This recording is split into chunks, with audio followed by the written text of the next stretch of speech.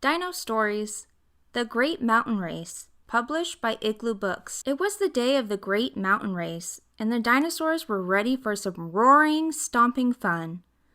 All except for Yusuf, who was taking things very seriously. The horn blew, then everyone ran. They jumped over stepping stones and splashed in the water. "Wait for me," said Ayla, who wasn't good at running. But Yusuf didn't hear. He was thinking about that big, shiny trophy. At the slippery slopes, everyone was squishing in sticky mud when Finley fell on his tummy with a splat. "Yusuf, wait!" But Yusuf wasn't listening. He swung from a giant vine and whooshed over the mud. Yusuf was the one in lead, until he took the wrong path and reached a giant rock.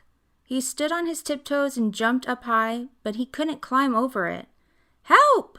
he shouted, but nobody heard. Suddenly, Yusuf heard voices from behind him. It was Ayla and Finley, and they'd come to help. They each grabbed one of Yusuf's feet.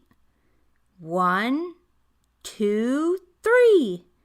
They shouted, then they pushed until he started to climb. The friends ran until they heard cheering ahead.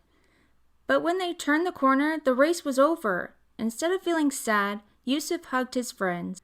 "I don't need a trophy when I have best friends like you." The end.